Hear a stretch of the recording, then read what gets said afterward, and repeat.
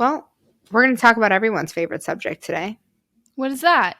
Money, money, money, money. Oh, well, didn't we talk about money last time? How is this going to be different, Ilana?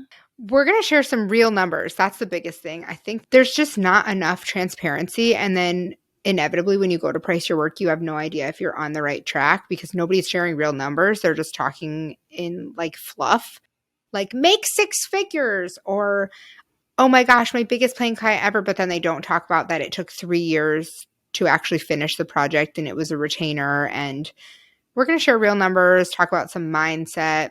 We're going to go even deeper, basically. Last episode, we talked about the different ways that you can make money. There are 7, if you can remember them and recite them right now. Congratulations. There's more than 7. There's plenty of ways.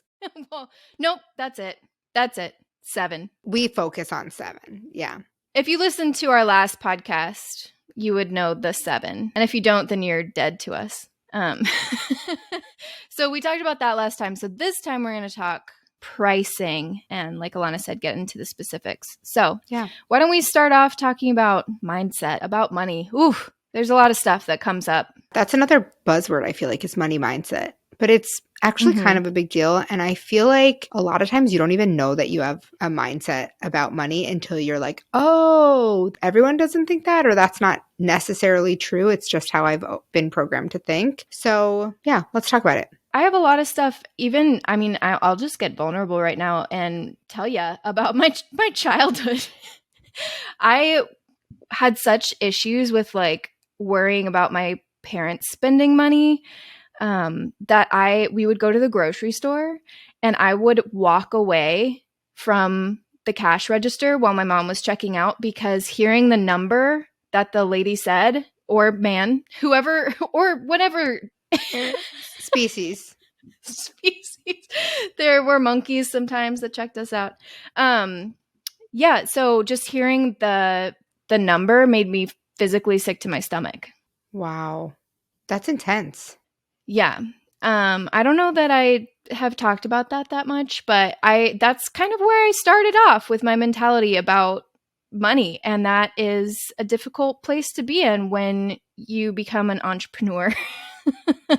Do you feel like you can pinpoint why you felt that way? Or do you think it was just like one time you noticed that it was a big number and it was scary? Not that this is a therapy session for you. I mean, I'm happy to do that, but you know. Yeah. No, I think I was just worried that my parents would be uncomfortable if something was expensive, and I was just very empathetic. I don't know. You were so young to feel that.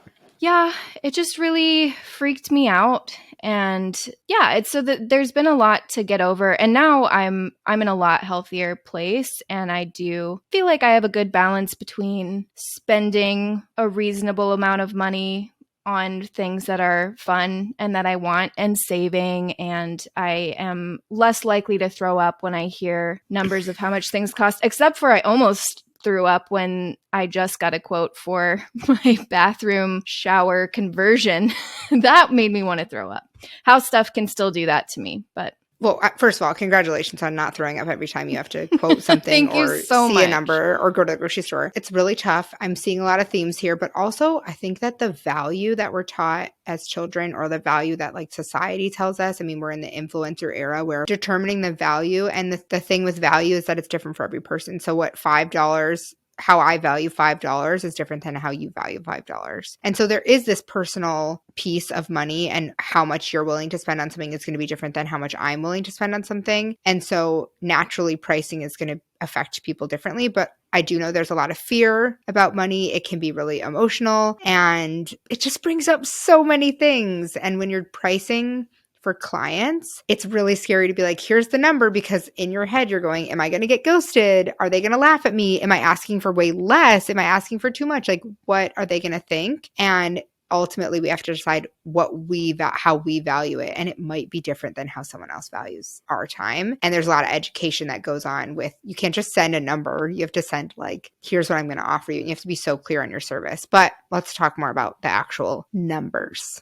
Absolutely. Let's get into it. And I think it's just about confidence, and that's something that you get from experience. So it's going to feel uncomfortable in the beginning when you're first starting to price things out and you're pricing your first freelance projects and it just feels like I have no idea. I feel like I'm pulling this out of my bum. I'm just so scared at the response. So that's why we really want to talk about this so that you can feel at least like, hey, I know I'm in the right zone here. I know I'm doing something that's reasonable, and I can, even if I feel uncomfortable, I can lean into just knowing that. Yeah, I love that. I think one of the things with pricing, and I kind of touched on this with value, is that it definitely signals to people where, like, a lot about your service or your product. Mm-hmm. And if you think about whatever purchase you're making, if it's expensive, you tend to value it more, but the two have to go like hand in hand. Like, are you actually offering something? Is the cheaper version going to be sufficient? And so there's this like education piece that goes around it. But pricing definitely signals a lot of things to customers. I think a great way that this plays out is how most of us average humans buy wine. We go to the wine aisle and I personally, like, I know a little bit about wine. I kind of can gravitate towards the general section that I'm going to like. But when it comes down to the specific vineyard where it's produced and all that, I don't know any of that. And so really, I'm just relying on price and obviously the label because I'm a graphic designer. Yeah. I mean, I am judging by its label for sure. So it comes down to the label for me, which is also a signal, and then the price. So, maybe if it's just a date night in with me and my husband, I'm not going to go crazy for that. I'm going to go on the lower end. We don't need too much. But if it's like a gift for my dad who knows a lot about wine, I am probably going to pick something middle to higher. With like meaning too. Yeah, I'm just kind of guessing that the value is lining up with Right. the cost of it is lining up with the taste of it. So just think about that when you are creating your pricing. What signal are you putting out into the world? Yeah, for me, just in case anyone was curious, if I'm going to drink wine, I'm just going to ask them which one is juice and then be like, that's probably what I'll like. And then drink half a glass and fall asleep on the couch. So which one tastes like juice, or just give me the juice. Yeah, I just don't need the alcohol. Just give me the juice. Don't ferment it. I just want the sugar. Yeah. Anyway, we love this phrase, good work ain't cheap and cheap work ain't good. I feel like when you're in the aisles, you're like, that label's ugly. It must be, that's like how you think. And sometimes that's true because the value of design isn't there, or, they're just getting it done and there's not any intention behind it. Okay, so there's this thing and you can pick two, but there are three options. It's good, fast, and cheap. So if you want it good and fast, it's going to be not cheap. If you want it cheap and fast, it's not going to be good. And if you want it good and cheap, it's not going to be fast. And I love that. It's always good. Yeah, got it. I had to wrap my head around that last one. Yeah, you did it. Yeah. I did it. That's helpful. So yeah, I think that's a helpful thing too when you're kind of negotiating with clients, to remind them in a graceful way. But we can talk more about negotiation tactics later. Yeah. I think the other thing is when you're sending your prices and you're selling yourself. I mean, naturally, when you're working for yourself, you're going to be selling yourself. Like, you are putting your work out there and asking people to pay you. And I think there's this like connotation that selling is sleazy, outreach is sleazy, and asking for money is sleazy. And if you love your job, you shouldn't even. You're get really paid struggling for it, with the word sleazy there. Am I? Sleazy. Am I slurring it? Was like, it? Yeah, it sounds like you've had a little too much juice. Well, I did have a lisp growing up, which we've talked about before. So maybe it's just when I get excited. Yeah. So when you are selling yourself, the confidence has to be there, but also it's just part of the territory. And if it makes you feel uncomfortable, we're going to have to work on that together. That's, I think, the hard truth. Yeah, I think you just have to remember that what you're doing isn't hurting people. You're not asking them to purchase something because you want to take something from them or do something bad to them. You're literally trying to give them something that will hopefully solve a problem that they have, help them make their life better in some way. Sorry, I have 1 million tiles on this desk, and my cat just stepped over all of them. I think the other thing is that this idea that like if you love what you do, you should do it for free. That's like fucking bullshit. Like Get if it. you love your job, you're really, really lucky. And that doesn't mean you want to do it on nights and weekends. Like I have other interests too. And I just hate this idea that like it's okay if your job is like just your job and you get paid to do your job. It doesn't have to be like the only wonderful thing in your life. I hope it's not the only wonderful thing in your life. And there are some times where you're going to be like, you know what, I would really enjoy working on this for free or whatever. That great, whatever, that's fine. That's not a thing. No, think about professionals out in the world. They would not just work for free. I don't like it. But that's probably a whole other topic, is working for free and if there's a time and place for it. But the other thing with pricing is that I often see people negotiating with themselves before they negotiate with the client. And so I always try and go, I am a victim of this. Yeah. Well, I always try and go in the opposite direction. I would rather someone came back to me and said, I'm so sorry, we can't meet this budget. And then I can say, okay, where can we cut the scope so that we can fall in your budget, instead of just not ever getting a chance to work with them or regretting it later that I charged way too little. So don't negotiate yourself down first. I've gone back into quotes that are open in my email and I've changed them and lowered them and then changed them back. It's just ridiculous. And then I try to remind myself of my own advice. Don't negotiate.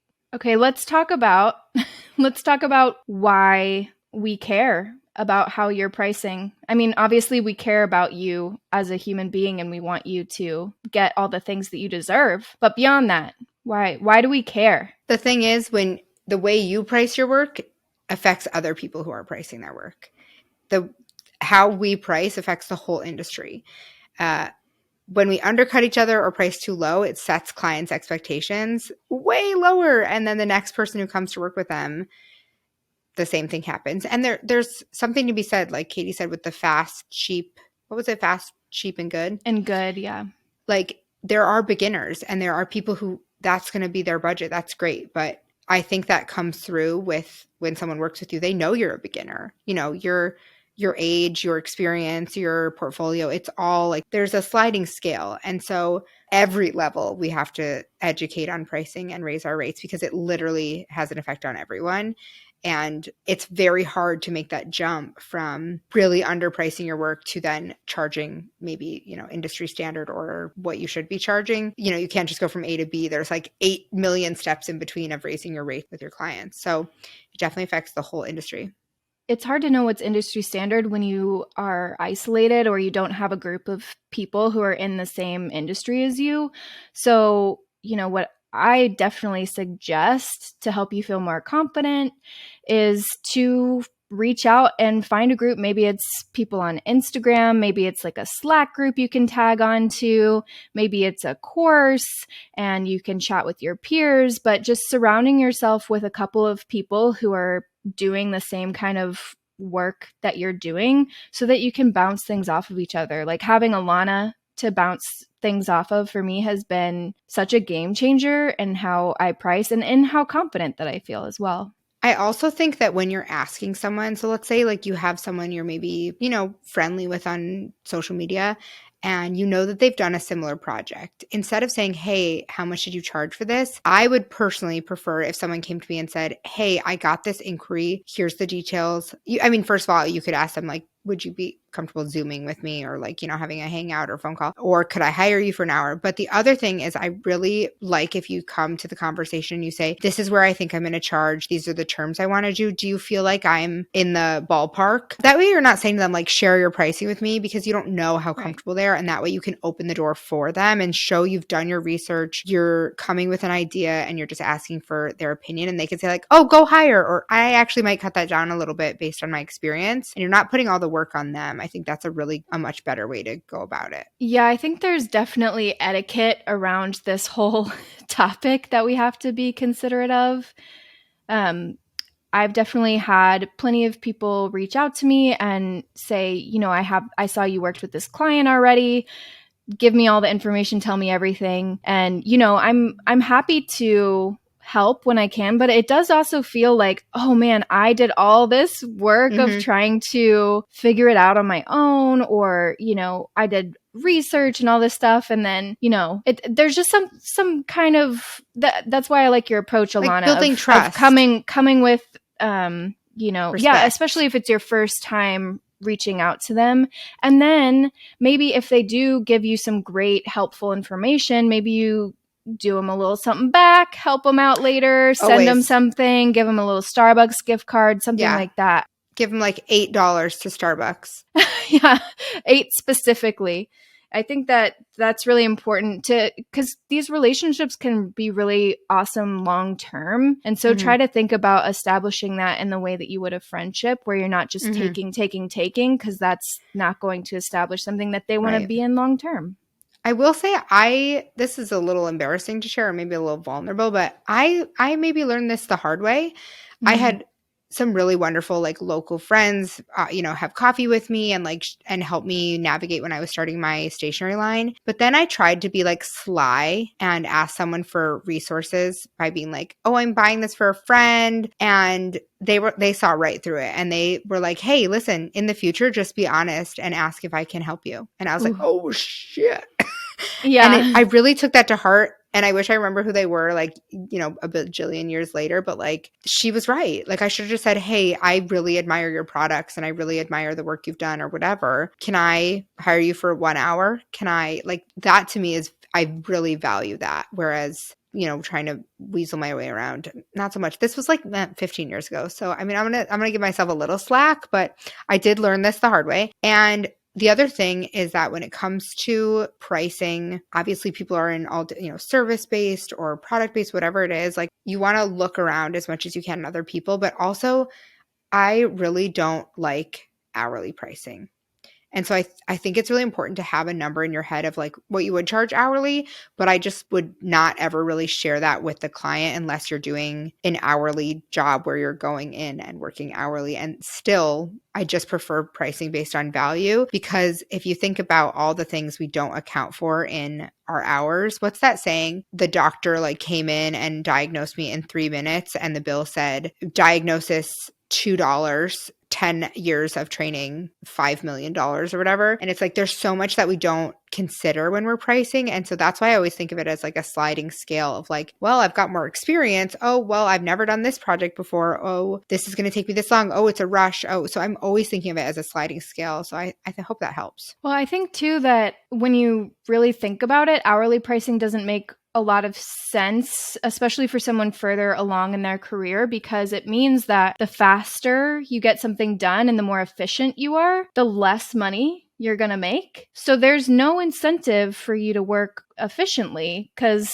you're going to get punished for doing it in 5 hours versus doing it in 10 hours. So that's why we're all about the flat rate pricing. You know what I sometimes do when a client like writes me and I'm like immediately able to make that change? I wait like a day to send the change. I'm like, "Oh, absolutely no problem. Here it is." But I used to be the person, I still kind of am, but I Yeah. used to be the person who would like write back. Katie's like, "Yeah, we know." Um, the person who would like immediately write back to the email and be like, "Let me change that. It's such an emergency. I have to change it right away." And now I just like take a Yes. deep breath and I remember something Anna Bond said to us, is that like there's no stationary emergency. There's no like graphic design emergency. It's just not our field. It's very important, but it's not an emergency. I even had a client say that to me once. She was like, "It's a greeting card, not triple bypass surgery, so take your time."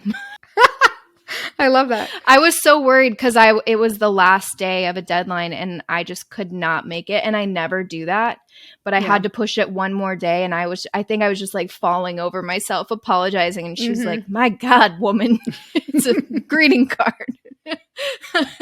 The other thing is I always like to under promise and over deliver. It's like my little secret stash.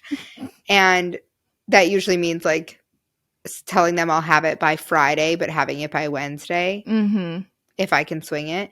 But also like just the more like immediate we are and the more like importance we give it, the more importance everyone feels, I guess. So, Mm-hmm. let's all be a little more chill. And Let's it drink sets some a more wine. precedent for you Future. and other people later on, they're like, oh, well, she did it in a half a day. It shouldn't be that big of a deal. Now you're going to have to do it in a half a day or less every time. Oof, that's rough. Okay, well, let's get into some real numbers because I feel like that's the meat of it. You want to talk about yours first? Sure. Okay, so I'm not going to talk about the specific name of the client because of, I'm classy. Can I ask you some questions about it? Sure, absolutely. Do you want me to start off and give the basics though? Because I pulled up the emails and I thought it might be helpful That'd be great. Read like the initial reach out and then how we. So this is someone who reached out to you. Like they just found you. How'd they find you? Yes. So they found me on Instagram. And they originally DM'd me on Instagram. And so this message says, like, thanks so much for getting back to me on Instagram. I'm CCing our creative director to this. We're looking to commission a hand lettering artist to collaborate on one of our new blank designs. Products. So we'll say it's a planner. Yeah, it's a planner. So there's more to this too. They said, is it possible to get a quote? Happy to jump on a call, all that fun stuff. Jump on a call. Gotta love the language there. So they want 12 to 18 styled quotes. They want each quote in black and white and a version in color. They're going to provide the quotes. They're looking for a type heavy style. They don't want a ton of flourishes or embellishments. Mostly focus on the type. They also want hand-lettered months of the year. It's a planner, so they want January through December. Then it says, ideally would pass off vector art, and our layout designer will place in print-ready art files. So I had a little red flag there. Why do you need vector? It's just a planner. It's small. Why would I need to do that extra step? So you'll see. This inquiry is so in-depth. Yeah, this is way more than you normally get. These are the exact questions that I would have asked. They said what the usage is. So they said it's specifically for this planner for this year, and we're only going to do it on that. And maybe we'll put it on a couple cover designs for something else. They even told me where their planners are printed and assembled. That's like amazing. Yeah. And then they gave me the deadline. So I was like, damn. So yeah, one of the things that I definitely flagged was that vector thing, because I normally create my drawings in raster and then they're completely usable for anything that's like a small object. Really, I only use vector when I kind of have to, or I'm doing something big like a billboard or a brand. Yeah, or like a logo or something. Yeah. You just knew that it was more work that you wouldn't actually need to do, basically. You were like, I think I'll ask them about this. Right. So when I responded, I was like, great, thank you so much for all this information. I was able to give an estimate really fast because she provided a dream inquiry. And then I said, is there a specific reason vector is preferred over raster? If vector is necessary, it tacks on a lot of extra production time. So I'd typically add around, I said 1K for vectoring a project this size, but I probably should have said more. I would say more. Yeah, 1K to vector. I know. This was a while ago. This was 2020. Okay. I'm a different woman now. Well, I'm just in my head, I'm thinking that's 12 quotes and then 12 months. I should have done way more. Let's address this because I was honestly afraid of losing the bid if I tacked on too much. I mean, I think that's a constant battle that we're facing. Like, we really want to get paid what it's worth, but we're also knowing that, they're probably talking to other artists and there's probably multiple bids going out. And they've done this before. They could have just told you how much the budget was. Right. Which again is something that you can come back with as well before you even do give a quote. That's one tactic or way to go. Yeah, which is funny because sometimes it bounces back and forth. They're like, do you have a budget? And you're like, do you have a budget? Do you have a budget? And then it just goes back and forth. I think you said like you were scared to lose it, but since that wasn't my job, like a counterpoint would be if they said okay and then you had to do all that work for $1,000, you would have literally ripped your hair out and been like, I cannot believe I charged $1,000 for a whole week of staring at Bezier curves. Like, because vectoring is not something I enjoy. When I hear something like that, I actually charge like way more than I should because I'm like, I want them to know that this is not necessary. Like if they're like, we also want you to code the back end of a website, which like, I don't know how to do that.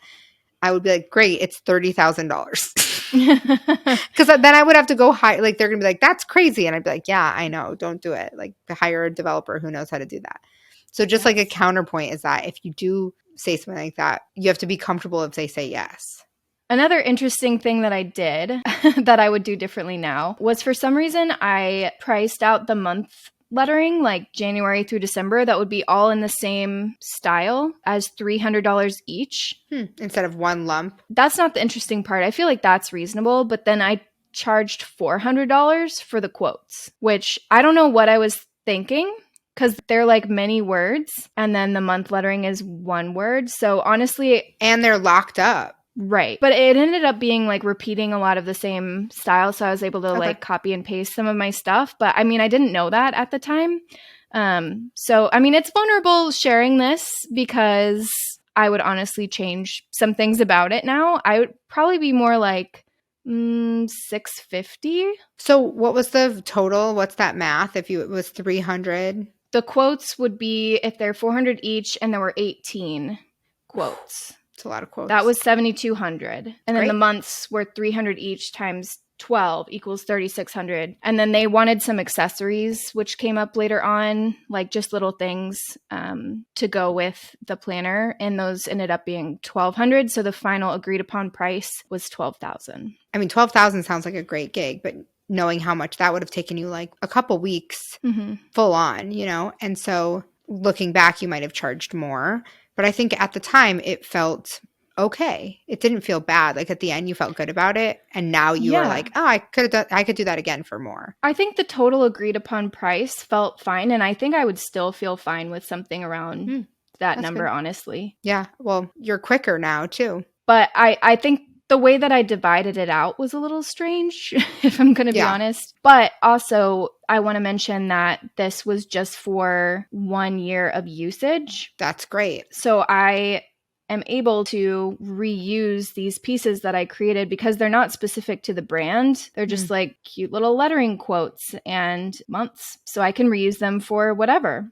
So it was a combination of freelance and licensing, because now you can take those and repurpose them. So I feel like the price was okay. And now looking back, like that project might be easier now that your style is more refined or that you've done it before. So you have some experience, but you know, also you can see where there's room for improvement. Yeah, I get that. And what was the process like with sketches? Like, did you have to get everything approved up front? Was there a lot of back and forth? Well, the first while was just going back and forth about what styles we were going to land on, and like if we were going to switch up the quote style every time or if there were just like a couple.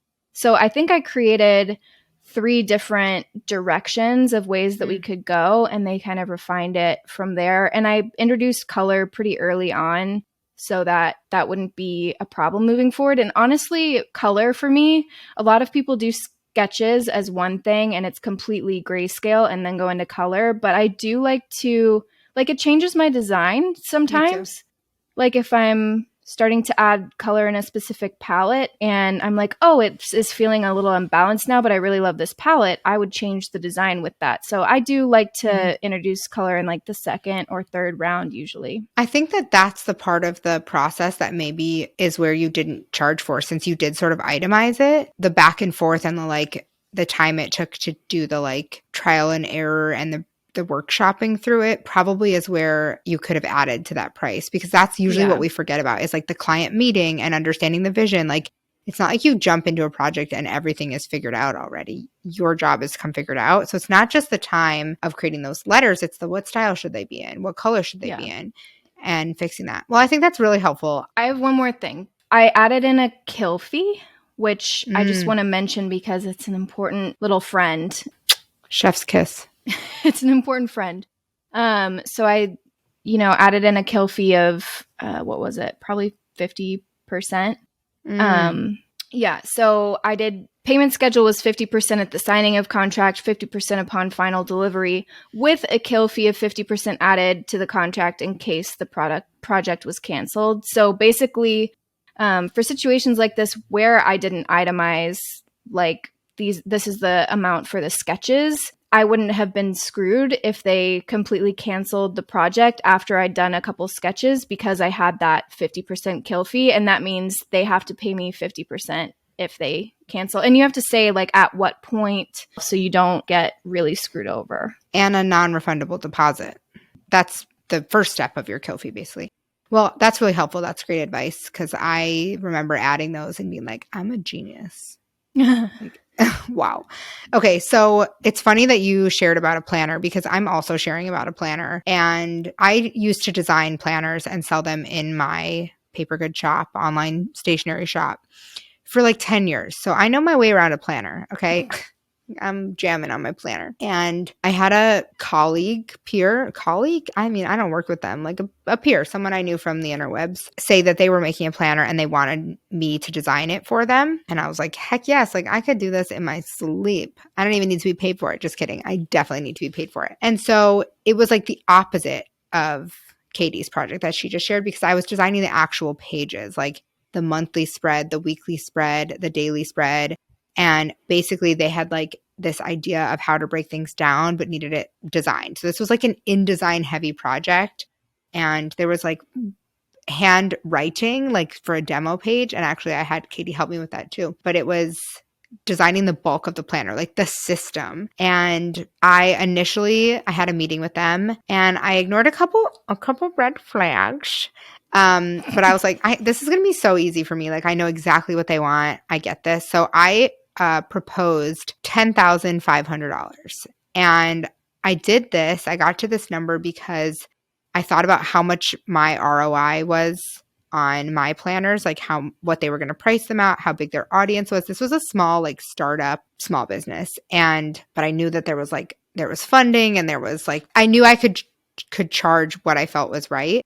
But the kicker was that ignoring the red flags. And so I started out with 10,500, and I made the mistake of like trying to people please and go above and beyond instead of putting my foot down. So they agreed to the price at 10,500. And then we got to work, and I was like tossed around from person to person. And then they would ask me questions that were like outside the scope. They would ask for revisions outside the scope. And I was just kind of like, this will be quick. It's fine. And so I just kept going and like ended up getting real walked all over, but also I didn't stand up for myself and say like, oh, no problem. I just kind of knew that my bill was going to get paid, which was a horrible mentality to have. And I like checked myself. Looking back, I really wish I had charged more. And some people might be like, you just designed like a basic template, but it was so much more than that, because I ended up working with the printer and like sending the order that way instead of just connecting them directly to the printer. And then getting samples and testing materials. But also it was a product that they could now use again and again. I gave them a 10-year lifespan on it, or a license. So they could use this again and again every year. And I knew how many units they were ordering. And I was like, this is such a small percentage. And without me, this project wouldn't come to life at all, right? Like without someone in my position, whether it's me or someone else, this project can make $0 because it has to be designed, because the design is what makes it good. Otherwise, it's just a regular planner that you can get for $3 at Walmart. So what would you do differently if you were going back and dealing with those out of scope kind of things, and, being the middle person when you didn't expect to be with the printer and all those kind of things? What would you change? So at the end, we ended at like a little over 14,000. And so I did add on a little fee for doing that communication, but I think I underestimated how much that fee was. Like I kept saying, sure, I can do that. I'm going to bill you for it. And I didn't say, I didn't track that time well enough. The talking with the printer and like taking calls from them after hours. Like at the beginning, I talked about how it's not a stationary emergency. This like always was an emergency. I don't know why that tone was set, but I also have just added things to my contract, like, or when I talk to them, say, who am I going to be? Who is the decision maker on this project? Okay, that's the person I listen to. And then nobody else is CC'd, nobody else is invited to the conversation. If they change their mind and bring a revision, it doesn't matter who that revision comes from. It is still a revision.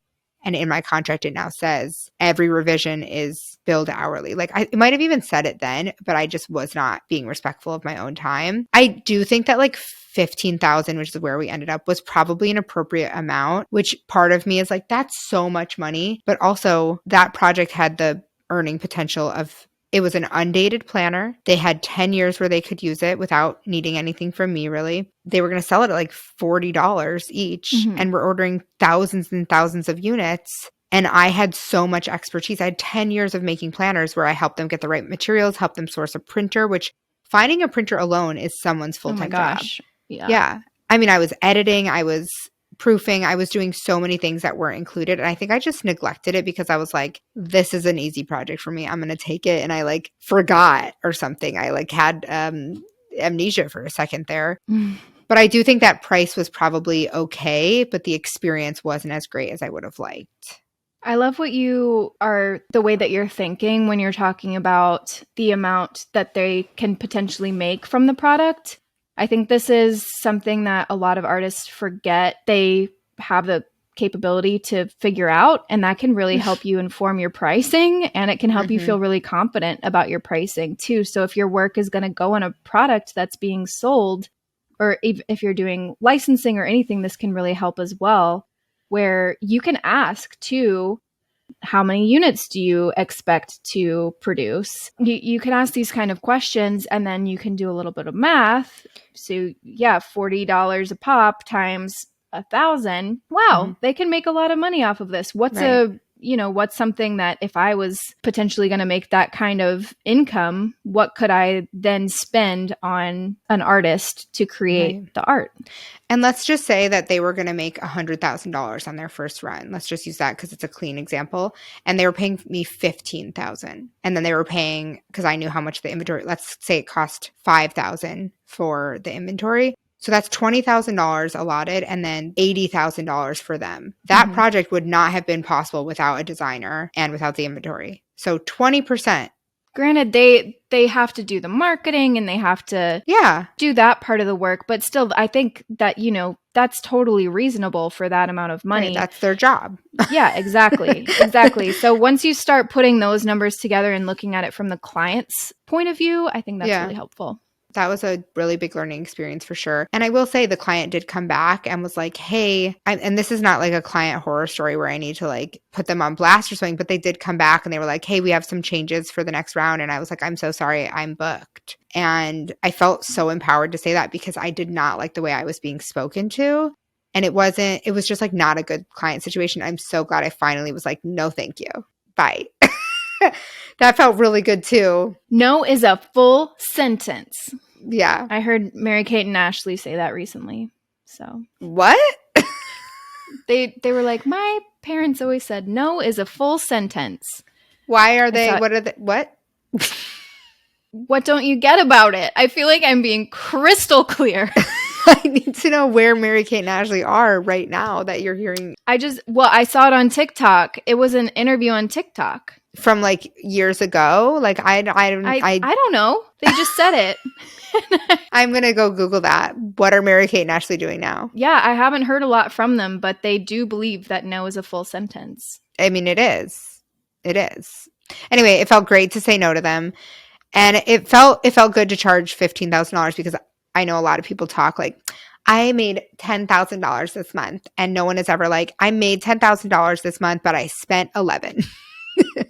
And so I feel like we do also have to have more conversations about that too. Is like, sure, it's really cool that you had a $20,000 month this month, but was your next month $0 because you were in a launch, or did you spend all your money? Like the conversation cannot just be, I made $10,000 this month. It needs to be, here's how I'm building a sustainable, scalable business. And it doesn't have to be a 6-figure business or $1 million business. It has to be one that you enjoy and that pays your bills. Or that doesn't pay your bills and you pay your bills a different way. Maybe you're on Foot Finder. Is that what it's called? I don't know. I've never heard that, but I instantly knew what it must be. Yeah, I don't know. Good like for you. OnlyFans where you put your foot pics on there? I mean, sounds like a very reasonable business to me. And lucrative. And you don't even have to show your face, right? Ooh, what about the people who sell the sweaty socks? And they'll pay more the longer you keep them on. Gross. Back to pricing.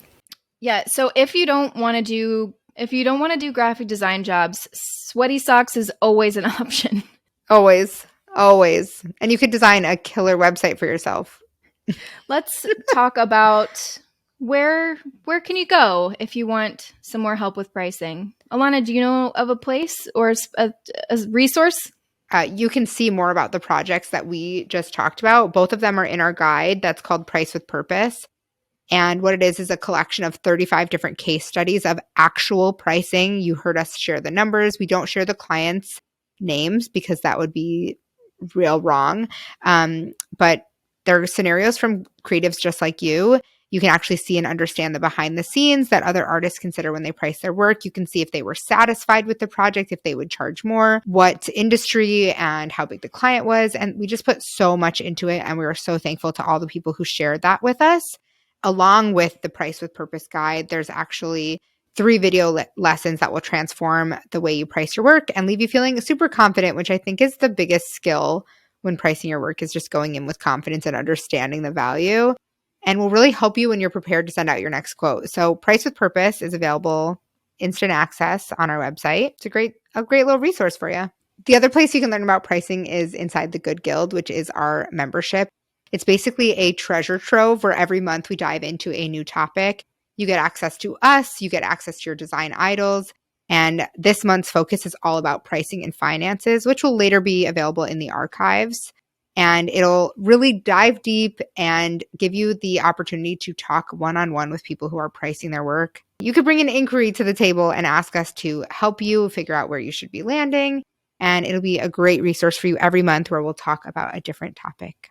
Thanks so much for joining us today. We're excited that you gave us your ears for a little while and your brains, and we hope this has helped. We would love to hear about your pricing experiences. Share them with us. We want to know.